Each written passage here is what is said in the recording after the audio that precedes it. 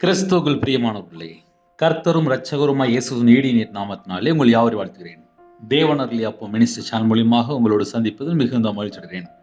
தினம்தோறும் புதிய நாளுக்காக பரிசுத்த வேதாந்தத்திலிருந்து ஒரு வாக்குத்தத்தங்களை தேவனுடைய நாம மகிமைக்கென்று நாம் தியானித்து புதிய நாளுக்காக நாம் ஜெபிக்கிறோம்.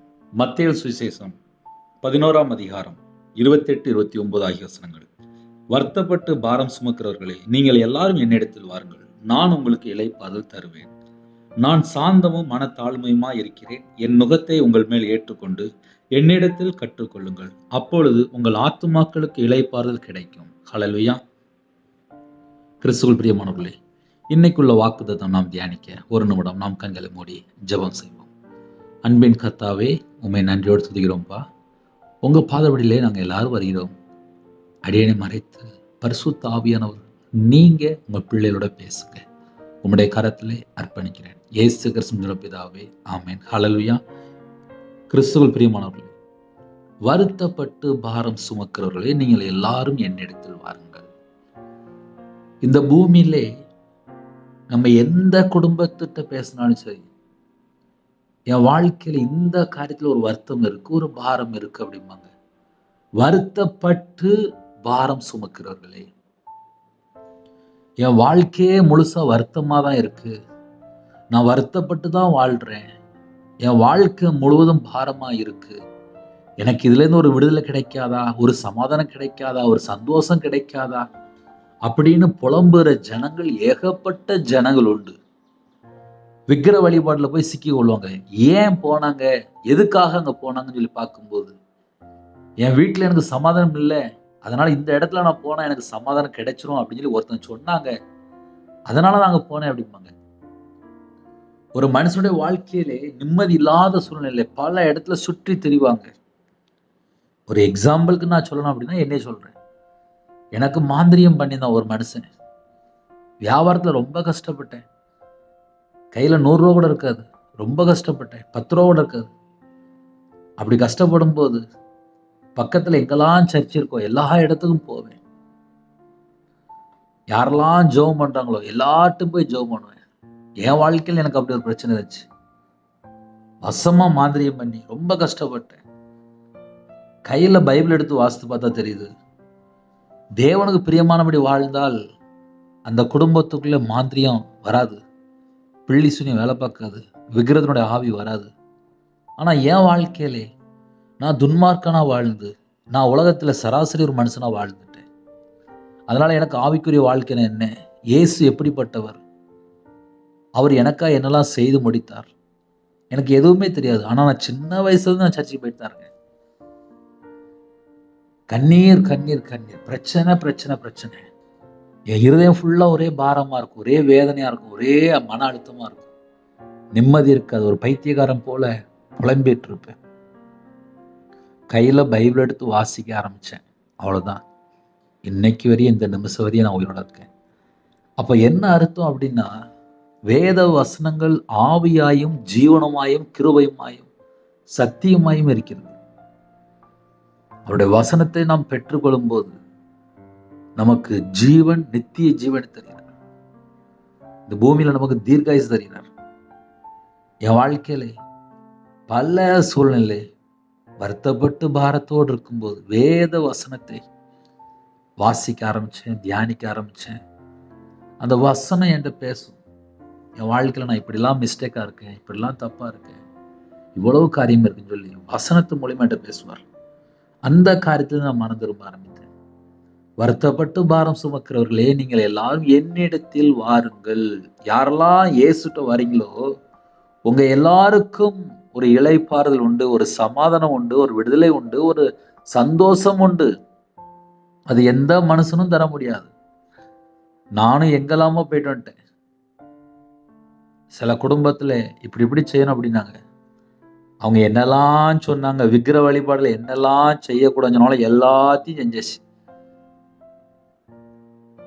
உலகத்துக்குள்ளதானே வாழ்றேன், சராசரி மனுஷன் தானே, ஏகப்பட்ட காரியம் பண்ணேன். ஆனா கையில பைபிள் எடுத்து வாசிக்கும் போது தெரியுது, என்னோட வாழ்க்கை டோட்டல் சிஸ்டமேட்டிக்கே தப்பா இருக்குன்னு சொல்லி நான் அறிந்து கொண்டேன். அதுக்கப்புறம் கையில பைபிள் எடுத்து வாசித்து மனம் திரும்ப ஆரம்பித்தேன். வருத்தப்பட்டு பாரம் சுமக்கிறவர்களே, நீங்கள் எல்லாரும் என்னிடத்தில் வாருங்கள். இயேசுட்ட வந்தாச்சு அப்படின்னா உங்களுக்கு ஒரு சமாதானம். நான் உங்களுக்கு இளைப்பாறுதல் தருவேன். இளைப்பாறுதல் தருகிற தேவன். நான் சாந்தமும் மன தாழ்மையும் இருக்கிறேன். என் நுகத்தை உங்கள் மேல் ஏற்றுக்கொண்டு என்னிடத்தில் கற்றுக்கொள்ளுங்கள். அப்பொழுது உங்கள் ஆத்துமாக்களுக்கு இளைப்பாறுதல் கிடைக்கும். கற்றுக்கொள்ளுங்கள் என்று ஒரு வார்த்தை சொல்கிறார். கற்றுக்கொள்ளும் போதுதான் ஆத்மாவுக்குள்ளே ஒரு இளைப்பாறுதல். என் இதயத்துக்குள்ள ஒரு சமாதானம் வேணும் அப்படின்னா அவர் என்னெல்லாம் எனக்கு சொன்னாரோ அது எல்லாமே நான் சாந்தத்தோடு மனத்தாழ்மையோடு நான் இருந்து அவரோட வார்த்தையெல்லாம் நான் கற்றுக்கொள்ளணும். அவர் எப்படி நான் சாந்தமும் மனத்தாழ்மையும் இருக்கிறேன்னு சொன்னாரோ அவருடைய பிள்ளை நானும் அப்படிதான் இருக்கணும். நானும் சாந்தமா இருக்கணும், நானும் மனத்தாழ்மையா இருக்கணும், நானும் கற்றுக்கொள்ளணும். அப்பந்தான் என் ஆத்மாவுக்குள்ள ஒரு இளைப்பாறுதல். 3 பாயிண்ட் இருக்கு. கர்த்தர் சொல்கிறார், நான் சாந்தமும் நான் மனத்தாழ்மையுமா இருக்கிறேன். அப்ப இயேசு எப்படிப்பட்டவர் அப்படின்னா சாந்தம் உள்ளவர், மனத்தாழ்மையா இருந்தார். அவருடைய பிள்ளை நான் எப்படி இருக்கணும் அப்படின்னா நானும் சாந்தமாக மனத்தாழ்மையாக இருக்கும்போது ஆசீர்வாதம். கற்றுக்கொள்ளுங்கள் அப்படிங்கிறது. எதை கற்றுக்கொள்ளணுமா? எப்படி சாந்தமா வாழணும், எப்படி மனத்தாழ்மையா வாழணும், அதை கற்றுக்கொள்ளணுமா? அப்படி கற்றுக்கொள்ளும் போது உங்கள் ஆத்துமாக்களுக்கு இளைப்பாறுதல் கிடைக்கும் என்கிறார். ஹல்லேலூயா. புதிய நாளுக்காக இந்த நாளிலும் இந்த வாக்குத்தத்தம் மூலியமாக உங்களோடு பேசியிருக்கிறார். புதிய நாளுக்காக ஜெபிப்போமா? கண்களை மூடி நாம் ஜெபம் செய்வோம். கிருபை மகிமை அந்த பரிசுத்தமுள்ள நல்ல தகப்பனே, நன்றியோடு துதிக்கிறோம்ப்பா. புதிய நாளிலும் அப்பா வாக்குத்தத்தம் மூலியமாக பேசின கிருபைக்காக 1000 மடங்கு ஸ்தோத்திரம். யாரெல்லாம் இணைந்திருக்காங்களோ அவங்களுடைய வாழ்க்கையிலே கர்த்தர் சமாதானத்தை தந்த கிருபைக்காக நன்றி. எந்தெந்த காரியத்தில் வருத்தப்பட்டு பாரத்தோடு இருக்கிறாங்களோ அந்த பாரத்தை எல்லாம் கர்த்தர் நீக்கி சாந்தமுள்ள ஆவியை தர வேண்டும். மனத்தாழ்மையை நாங்கள் கற்றுக்கொள்ள வேண்டும். எங்கள் ஆத்துமாவுக்குள்ளே ஒரு சமாதானம் வேணும். கர்த்தர் கிருபை செய்ய. உம்முடைய கிருபையால் நிரப்புங்க, உம்முடைய பிரசன்னத்தால் மூடுங்க, உம்முடைய வல்லமையால் நிரப்புங்க, ஜெப அபிஷேகம் நிரப்புங்க. சகல குடும்பத்தை கர்த்தர் கறந்துட்டு ஆசுவீங்க. என்ன சூழ்நிலையிலே உபத்திரத்தோடு இணைந்திருக்காங்களோ எல்லா குடும்பத்தையுமே கர்த்தர் சந்திக்க வேண்டும். இந்த நாளிலும் விசேஷமாக அப்பா வாக்குத்தத்தம் மூலியமா எங்களோட இடைப்பட்ட கிருபைக்காக நன்றிப்பா. எல்லா குடும்பமும் 100 மடங்கு ஆசீர்வாதங்களை பெற்றுக்கொள்ளட்டும். அவங்களுடைய வம்சம், அவங்களுடைய தலைமுறை 1000 தலைமுறைக்கு ஆசீர்வதிக்கப்படட்டும். கர்த்தரா இயேசு ராஜாவை சொந்த இரட்சகராய் ஏற்றுக்கொண்டு உமக்காக நாங்கள் வாழணும்ப்பா. உம்முடைய பாதத்தில் அர்ப்பணிக்கிறோம். உம்முடைய கிருபையால் நிரப்புங்க, உம்முடைய பிரசன்னத்தால் மூடுங்க. உங்களுடைய ரத்த கொட்டைகளை வேலடித்து மூடி மறைத்து எல்லா குடும்பத்தையும் பாதுகாத்துங்க. அப்பத்தையும் தண்ணி நாசுறீங்க. பரிசுத்தவனால் நிரப்புங்க, அக்னி அபிஷேகம் நிரப்புங்க. புது எண்ணெயால் அபிஷேகம் மட்டும் காண்டாமிருத்து வெள்ளம் ராஜா எல்லா குடும்பத்தையும் ஆசுறீங்க. சத்ருகுமார்கள் அபிஷேகம் நிரப்புங்க. எல்லா குடும்பத்தையும் நிரப்பி ஆசுறீங்க. பரிசுத்தவனால் நிரப்புங்க ராஜா. யாரெல்லாம் தாழ்த்தணும் எல்லா குடும்பமும் நிரம்பி வெளியிட்டும். கர்த்தர் பொறுப்படுத்துவாங்க. உங்க நாம மட்டும் எவ்வளட்டும். உம்முடைய ஜீவன்களை தாழ்த்தி விடுறோம். துதிகான மகிமை எல்லாம் ஒருவருக்கே செலுத்தினோம். இயேசு கிறிஸ்துவின் பிதாவே, ஆமென். தேவனுக்கே மகிமை உண்டதாக. கர்த்தர் தாமே உங்களை உங்கள் குடும்பத்தில் சகல சம்பூர்ணமாக திருப்தியாக கர்த்தர் கொடுத்து ஆசீர்வதிப்பாராக. ஆமென்.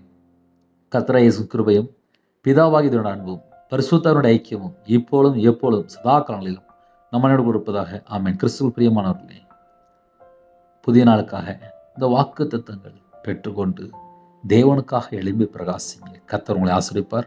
9363064181 நம்பர் உண்டாங்க. நாங்கள் உங்களுக்காக குடும்பத்துக்காக ஜெபிப்போம். நீங்களும் எங்களுடைய ஊழியக்காக தொடர்ந்து ஜெபித்துள்ளீங்க. God bless you. Thanks for watching. Please subscribe our channel. Click the like and share. Click the bell. God bless you.